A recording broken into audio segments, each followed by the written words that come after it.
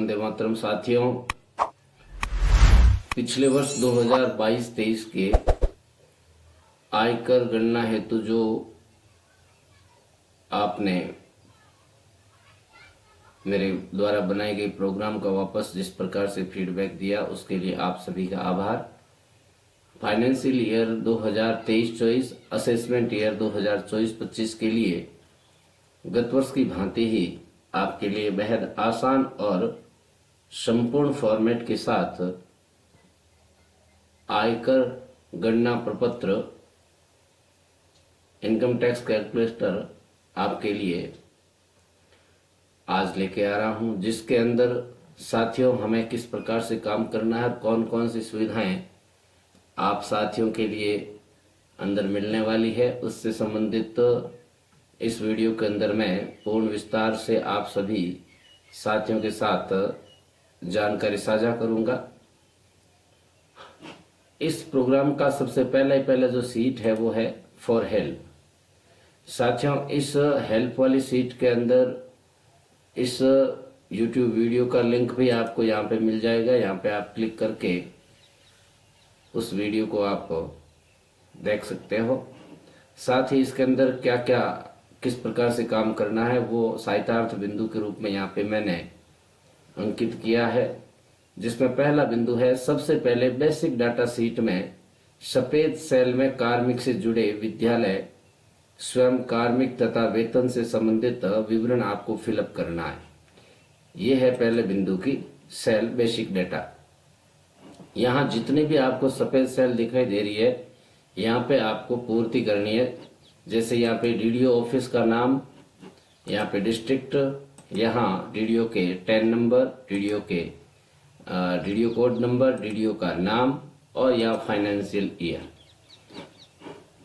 यहाँ जिस कार्मिक का आपको आयकर गणना करना है उस कार्मिक का नाम, फिर उसकी सेवा कौन सी है, सबऑर्डिनेट है, स्टेट है, मिनिस्ट्रियल है या अदर है, आपको यहाँ पे चूज कर लेनी है। ये कॉलम इसलिए रखा कि दिसंबर माह के अंदर जो हितकर निधि की राशि कटती है, यदि आप स्टेट सर्विस कर लेते हो तो ऑटोमेटिकली GA 55 के अंदर आपको हितकर निधि की यहाँ पे राशि 500 अंकित हो जाती हुई दिखाई देगी, और यदि आप सबऑर्डिनेट जैसे कर लेते हो तो आपको यहाँ पे 250 रुपए ऑटोमेटिकली शो होती हुई दिखाई दे देगी। तो मैंने कोशिश की है कि हर प्रकार का फंक्शन अंदर डाल दूं ताकि आप बेसिक डेटा के अंदर पूरा विवरण लिख करके एक साथ आप अच्छे से गणना प्रपत्र तैयार कर सकें। अगले कॉलम में एम्प्लॉय आईडी लिखनी है, यहाँ उस कार्मिक का डेजिग्नेशन लिखना है और यहाँ पे वो कार्मिक किस स्थान पर उसका पोस्टिंग है, उसका पदस्थापन, स्कूल का नाम लिखना है। ये हो जाएगा डीडीओ के कार्यालय का नाम। जैसे कि डीडीओ के अधीनस्थ प्राइमरी और अपर प्राइमरी स्कूल के कार्मिक है तो डीडीओ की स्कूल तो यहाँ आ जाएगी जो पीओ की स्कूल है, और उस अपर प्राइमरी या प्राइमरी की स्कूल आप चाहें तो यहाँ पे लिख सकते हो। अब कार्मिक का पे मैट्रिक्स लेवल लिखना है, यहाँ पे उसकी बेसिक पे लिखनी है मार्च 2023 में जो थी। यहाँ पे आपको उस कार्मिक का पैन नंबर लिखना है और यहाँ पे उस कार्मिक का अकाउंट नंबर। और यहाँ साथियों आप, हालांकि मैं स्कूल की बात कर रहा हूँ तो सीधी सी बात है वो सारे के सारे कार्मिक 60 साल के अंदर ही होंगे, लेकिन जो मैंने ये प्रोग्राम बनाया एक यूनिक प्रोग्राम है जिसके अंदर आप, जरूरी नहीं है कि सेवारत कार्मिकों का ही आयकर गणना कर सकें, आप रिटायर्ड हो चुके कार्मिकों की भी गणना इसमें कर सकते हो। यदि कोई कार्मिक रिटायर्ड हो रखा है और वो गणना करना चाहता है तो यहाँ पे आप देखिएगा, यदि 60 साल से उम्र कम है तो A सिलेक्ट करना है, 60 साल और 80 साल के बीच का है जो रिटायर्ड है उसका आपको B सिलेक्ट करना है, और जो 80 साल से ऊपर है सीनियर सिटीजन के अंदर आ रहा है उसका आप C सिलेक्ट करोगे। तो जो पुरानी आयकर गणना की जो ओल्ड रेजिम है उसके अंदर जो स्लैब दे रखी है उसके अनुसार टैक्स की गणना हो जाएगी। अब आ जाते हैं उस सैलरी डिटेल के अंदर क्या पेड है उसका स्टेटस। साथियों, यहाँ कार्मिक प्रोबेशन के अंदर है तो यहाँ पे प्रोबेशन सेलेक्ट करें, रेगुलर है तो रेगुलर सेलेक्ट करें। ये भी फंक्शन इसलिए डाला है ताकि आप जो प्रोबेशनरी कार्मिक है उनको आप जैसे ही प्रोबेशन सिलेक्ट कर दोगे तो GA 55 की कैलकुलेशन के अंदर DA HRA जो एक्स्ट्रा भत्ते वगैरह होते हैं वो वाली गणना नहीं आएगी, तो किसी प्रकार की त्रुटि रहने की संभावना नहीं रहेगी। फिर है उस कार्मिक का बोनस। यहाँ पे जैसे आप प्रोबेशन कर देते हो तो बोनस ऑटोमेटिकली 0 हो जाएगा।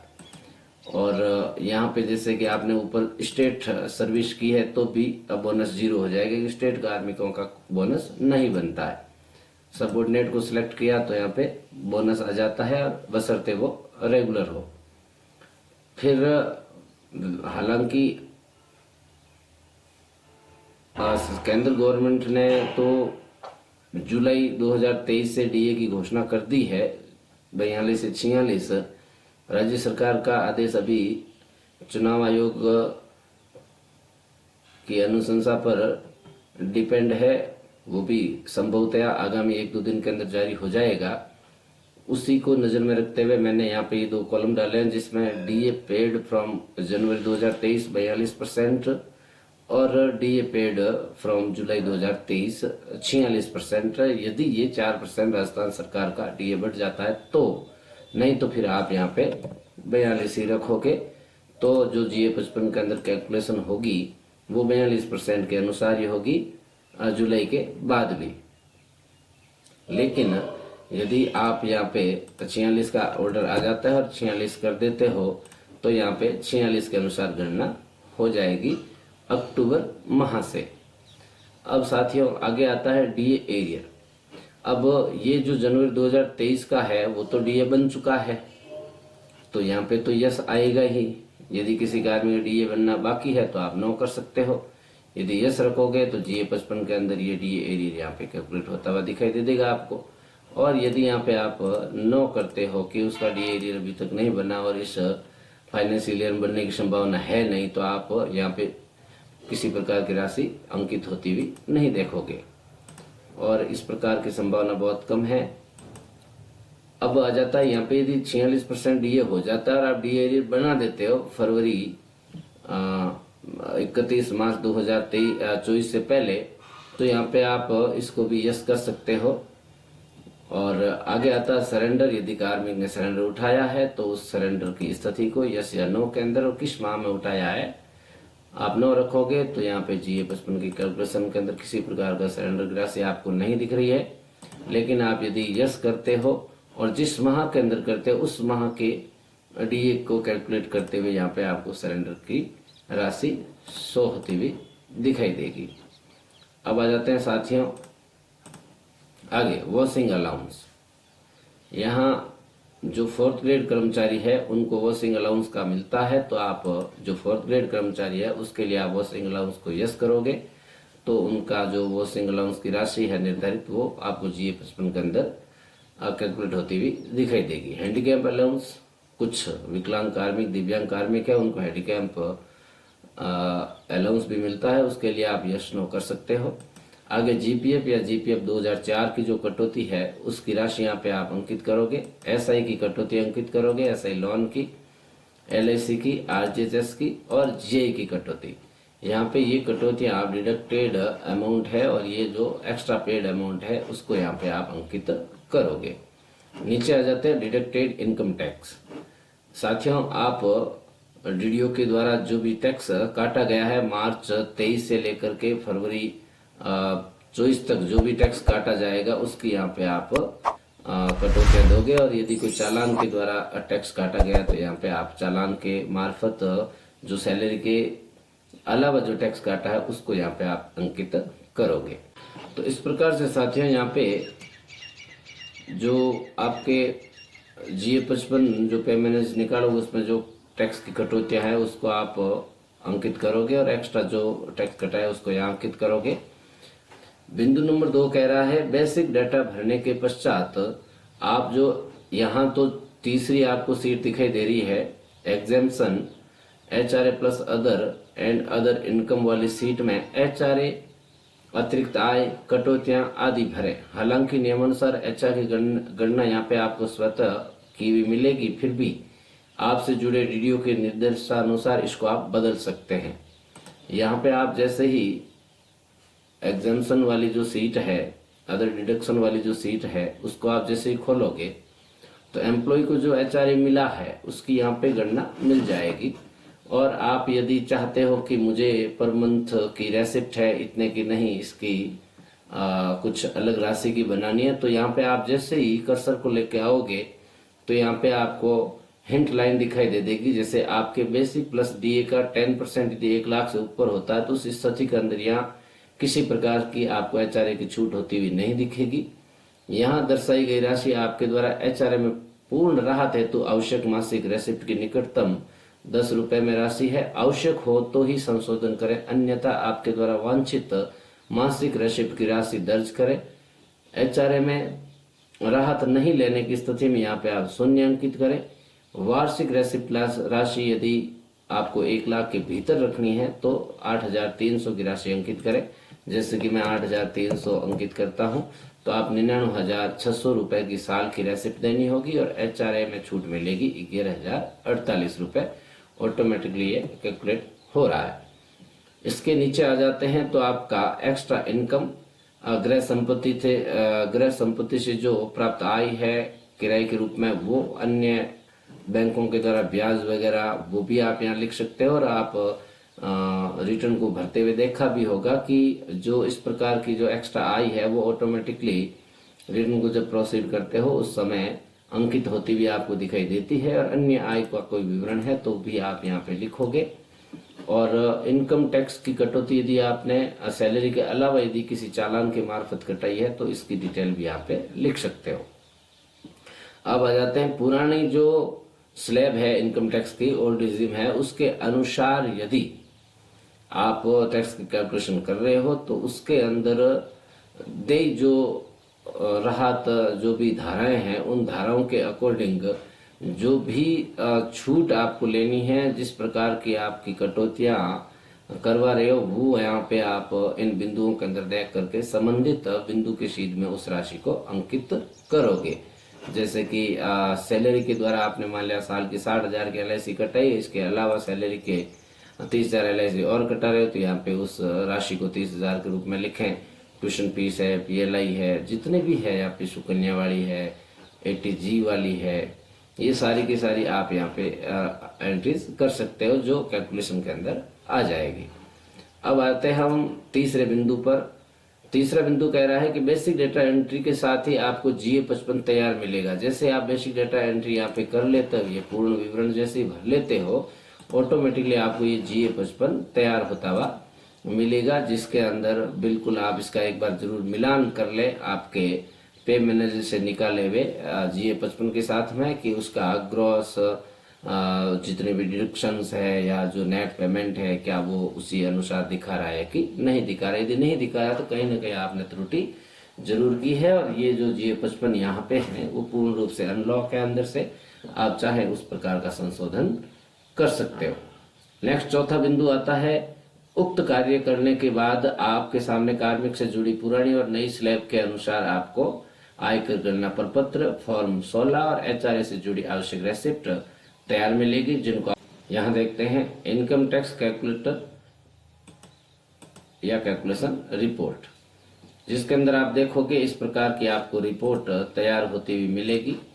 अब साथियों, इस फाइनेंशियल ईयर से टैक्स का जो नया स्लैब है वो थोड़ा परिवर्तित है, उसी अनुसार यहाँ पे गणना कर रखी है। आप यहाँ जरा देखिएगा कि जो भी आपका ये विवरण अभी मैंने फीड किया उस विवरण के अनुसार जो पुरानी दर है स्लैब है उसके अनुसार टैक्स बना है 69,250 और नए में बना है 52,160। और जो ज्यादा है उसको रेड कलर के अंदर सोहर का देखेंगे आप, और जो कम है वो ग्रीन कलर की टैब के रूप में देखेंगे। तो अब स्वाभाविक है जो कम है उसी का आप चयन करोगे। तो यहाँ पे जो न्यू रेजिम है उसको आपने यहाँ पे सिलेक्ट कर लिया। आप चाहें तो ओल्ड को सिलेक्ट कर सकते हो। तो जैसे आप ओल्ड को सिलेक्ट करोगे तो यहाँ पे पूरा का पूरा गणना प्रपत्र ओल्ड के हिसाब से आपको तैयार मिलेगा, और यदि यहाँ पे आप न्यू को सिलेक्ट करोगे तो न्यू के हिसाब से ये प्रपत्र आपको तैयार मिलेगा। अब साथियों, जो नया स्लैब है उसके अंदर स्टैंडर्ड डिडक्शन के अलावा किसी प्रकार की अन्य राहत नहीं है। स्टैंप डिडक्शन की 50,000 की राहत आपको मिलेगी। बाकी जो भी टैक्स की किस प्रकार से कैलकुलेशन है वो यहाँ पे आप देख सकते हो। और यदि आप ओल्ड रिजिम को सिलेक्ट करोगे तब यहाँ पे टैक्स की जो कैलकुलेशन है वो आपके सामने इस प्रकार से यहाँ पे अंकित मिलेगी। आगे आ जाते हैं फॉर्म 16। फॉर्म 16 भी इसके अंदर आप तैयार कर सकते हो और ये काफी सारा एडिटेबल है। आप चाहें तो इसके अंदर आवश्यक संशोधन करके आप तैयार कर सकते हो। हालांकि ई ट्रेसेस के माध्यम से आप फॉर्म तैयार करते हो, इसका इतना ज्यादा उपयोग है नहीं। फिर भी जो सीनियर सिटीजन है या फिर 60 साल से अबव हैं, रिटायर्ड पर्सन है, उनको किसी को चाहिए होता है तो हम उसकी कैलकुलेशन करके यहाँ पे 16 नंबर फॉर्म तैयार किया हुआ देख सकते हैं। अब यहाँ पे ये जो कटौतियां वगैरह ये आ रही है, क्यों आ रही है? क्योंकि यहाँ पे आपने ओल्ड रिजिम सिलेक्ट कर रखा है। यदि आप न्यू रिजिम सिलेक्ट किया होता तो यहाँ पे आप 16 नंबर के अंदर किसी प्रकार की अन्य कटौतियां शो होती भी नहीं देखोगे। आ जाते हैं 10E अंडर सेक्शन 19(1) के अंदर। यहाँ पे आप 10E की भी गणना कर सकते हो। जो गत वर्षों के सैलरी है एरियर के रूप में आपको इस साल मिली है, जिसकी गणना गत वर्षों में होनी थी, तो उसकी गणना के लिए भी यहाँ पे मैंने सुविधा दी है आप साथियों के लिए। आप यहाँ पे इसकी भी गणना कर सकते हो। और वैसे हम जब रिटर्न प्रोसेस करते हैं उस समय ही इसकी गणना करनी होती है। आपको आयकर गणना के अंदर इसका पहले से 89(1) के अंदर राहत को प्रदर्शित ना करें तो ही अच्छा है। जब आप रिटर्न प्रोसेस करते हैं उस समय इसका अलग से फॉर्म क्रिएट करना होता है और उस समय बहुत आसानी से आप इस 10E की गणना को आप कर सकते हो और वो अंडर सेक्शन 19(1) के अंदर आप वहां रिटर्न के अंदर शो कर सकते हो।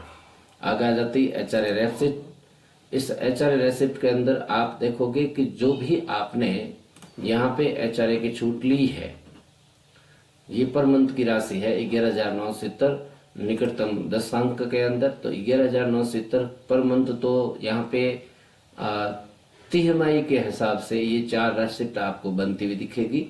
तो इसका जो 3 से गुणा करेंगे तो इतनी राशि समथिंग बनेगी। यहाँ पे ऑटोमेटिकली एड्रेस है, दिनांक है, राशि है, वो ऑटोमेटिक आ जाएगी। और यहाँ पे मकान मालिक की जो डिटेल है आप चाहें तो यहाँ पे आप ये हाउस ओनर का नेम है, एड्रेस है और हाउस ओनर के पैन नंबर यहाँ पे आप भर दोगे तो रेसिप्ट के अंदर भी वो वाली सारी डिटेल शो हो जाएगी। ऊपर जो 4 आपको रेसिप्ट दिखाई दे रही है वो तो है तिमाही के हिसाब से और नीचे दिखाई दे रही है समेकित वर्ष की। अब आगामी नेक्स्ट 2 अंतिम सीट के बारे में भी आपको बता दूं। हालांकि गत वर्ष के प्रोग्राम मैंने ये सीट अलग से दे रखा था, ये प्रोग्राम इस बार मैं इसी के साथ में आपको संलग्न करके भी दे रहा हूँ और अलग से भी दे दूंगा। अब साथियों, कई साथियों को दिक्कत आती है कि HRA का किस प्रकार से कैलकुलेशन करें, तो यहाँ पे HRA का कैलकुलेटर भी मैंने इसी के साथ में दे रखा है। तो जिस किसी साथी को HRA कैलकुलेशन करना है वो भी यहाँ पे अपना संबंधित कार्मिक अपने विवरण को भर करके इस कैलकुलेशन को जब करेंगे तब आपको आसानी समझ में आ जाएगा ये कैलकुलेशन किस प्रकार से हो रही है और मेरा HRA इतना बन रहा है, ये बेसिक है, ये DA है, तो कितनी मुझे छूट मिल सकती है और मैं कितनी छूट लेकर के किस प्रकार से HRA की रेसिप्ट को तैयार कर सकता हूँ। और अंतिम जो सीट है ये बेहद उपयोगी सीट है।